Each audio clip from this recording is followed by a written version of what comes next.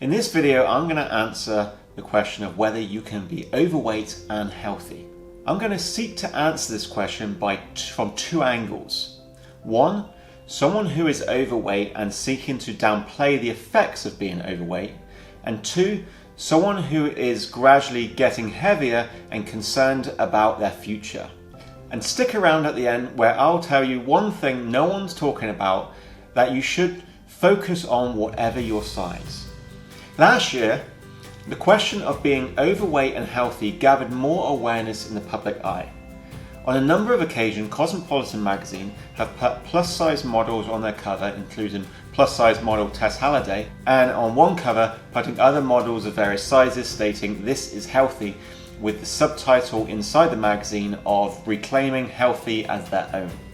Now, being a personal trainer for over 10 years and also working with clients with help with the psychology of eating, I want to provide you with an insight into whether you can be overweight and healthy. So, the first aspect of this I want to cover is a phrase I hear from a lot of people championing being overweight, and that is, "I am healthy and happy." Now, the fact anyone is happy with their body is a credit to them. In a report looking at wellness, less than half, 44%, said they were satisfied with their health.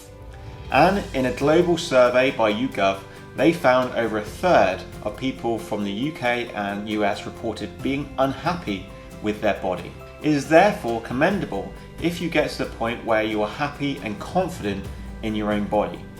Equally, there is a danger here. It is the idea that how you feel trumps everything. So this is the residue of the self-esteem movement that spawned from the 80s. The idea is how you feel about yourself and the world around you is golden, so that you must create a world where you never feel bad. You are special and don't allow anyone to tell you otherwise. Whilst this attempt to raise self-esteem is seen as a good thing, it has spawned attempts to create an environment where you never feel bad. So there's participation awards rather than winners and losers in sports, no platforming and safe spaces on university campuses, identity praise such as "you are so good at maths" instead of context praise, "you've tried really hard in that exercise," as shown in Carol Dweck's research around fixed and growth mindsets. So it's great if you are happy in your body that happens to be overweight, but back to our question. Can you factually state that you are healthy when you are overweight? Well, kind of. In the medical world, this is called metabolically healthy obese. Although the definition varies based on what study you are reading, it is commonly seen as an obese person who is experiencing less than 2 of the following metabolic markers: pre-diabetes or type 2 diabetes, hypertension, high levels of triglycerides or low HDL cholesterol, or high cholesterol. Technically, you can be obese and consider yourself to be healthy, as the common definition of healthy is free from disease. Yet you being healthy now doesn't necessarily mean you'll be healthy in the future. People don't die from being overweight. The top 3 causes of death post-50 are heart disease, liver disease, and cancer. If you speak to enough smokers, eventually one of them is going to talk about their grandma who smoked 40 a day right up to her death at 102. And this is why science rarely is prepared to say X causes Y. Our body is a complex organism. This enables one obese person to drop dead of a heart attack at 40, while another lives to 70 with health problems but nothing of worry. However, I like to present the following scenarios to my clients in order to explain the point. Where is your car more likely to get stolen? In a rundown area with burnt out cars and stolen wheels, or a family-friendly cul-de-sac in the suburbs? What type of garden is more likely to be overrun with weeds? One filled with overgrown grass and dying bushes, or award-winning landscape garden where it's tended to every day? And what child is more likely to get good grades? One in a classroom with unruly pupils and a teacher who has given up, or a class who is all want to succeed and a teacher whose mission it is to get every pupil to succeed? So So before we continue, be sure to subscribe to this YouTube channel by pressing on the subscribe button. I really appreciate you watching my videos and hope to give you more value with each video. Disease can happen in every and any human body. However, it can thrive in some environments more than others. For example, it is interesting to note the experience of a small Japanese island called Okinawa. Long been seen as a haven for longevity, Okinawa boasted the highest level of residents living to over 100 years old. In the early 1990s, the death rate of the three most common causes of death were lower than the national average, and rates of vegetable consumption were 50% higher than the national average. By the year 2000, both death rates and intake of vegetables had plummeted down to the national average. So while they held a proud record of 100, the highest number of residents living to their hundreds, soon they were the recipients of another title, the highest rates of obesity compared to mainland Japan. So what was the difference? Implementation of a more westernized diet. Another example is what evolutionary biologists call mismatch hypothesis. This is where when once advantageous human traits become problematic due to a change in the environment.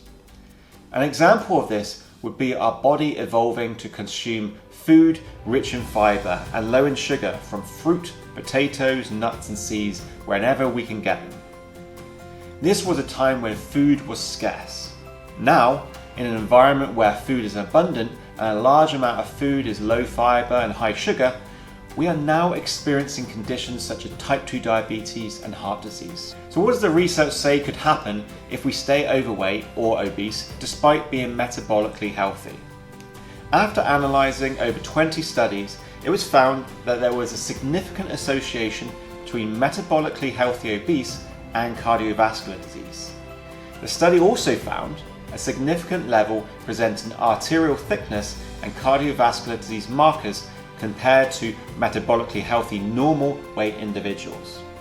Another study from the University of Birmingham looked at electronic records between 1995 and 2015 and found 3.5 million who had no signs of heart disease at the start of the study. They divided them up according to their BMI and highlighted who was free of metabolic abnormalities, which consisted of diabetes, high blood pressure, and abnormal blood lipids. These were classed as metabolically healthy.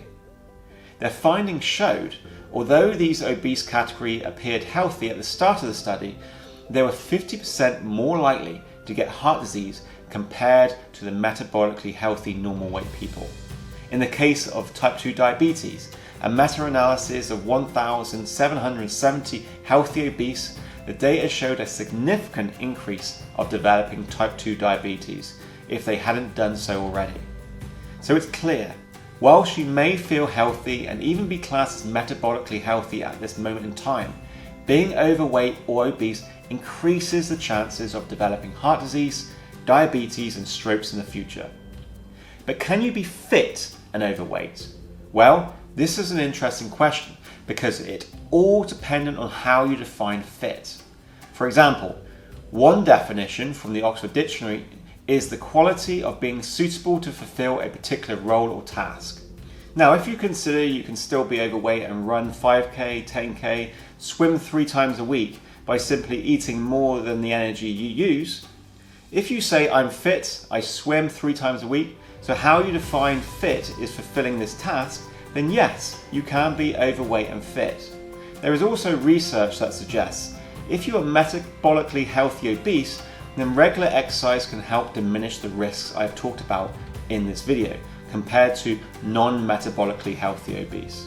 However, believing you are fit when you are overweight can mask the potential risk you face with your health in the future. It is nearly beyond doubt that being overweight and obese increases your risk of a host of conditions. The safety blanket of being fit can cause more harm than good in reducing the desire to take action on your weight. In this video, I have highlighted that you can be technically metabolically healthy when you are overweight and obese. Yet, even if you are now, multiple studies show you increase the risk dramatically you won't be in the future, with heart disease, stroke, and diabetes being the main risks. This doesn't mean you can't be overweight and healthy. With so many people lacking body confidence, it is fantastic when anyone, whatever their size, is confident within their own skin. However, don't mistake feeling happy with being healthy. They are two separate things. And in a bonus, let me tell you one thing no one talks about, what you should focus on whatever your size, and that is something known as health-seeking behaviors. I've said in a number of videos before a tagline I like to say, which is check in on your outcome, focus on the process. This comes exactly from that train of thought, focusing on behaviors that promote health. This would be things such as abundant physical activity throughout the day, a good amount of fruit and vegetables every day, activities that raise your heart rate on regular occasions, regularly doing activities that keep stress levels in check, such as social interaction and meditation. All these things you can do at any size and promote healthy lifestyles, whilst also going far to being at a weight that could be considered healthy over an extended period. So be sure to go and sign up to my 7-day Health Habits Challenge. Ongoing health is not about doing something for a week and doing something else. It's about setting up your habits and letting it run on autopilot. This is what I want to help you with, and I'll see you in the next video.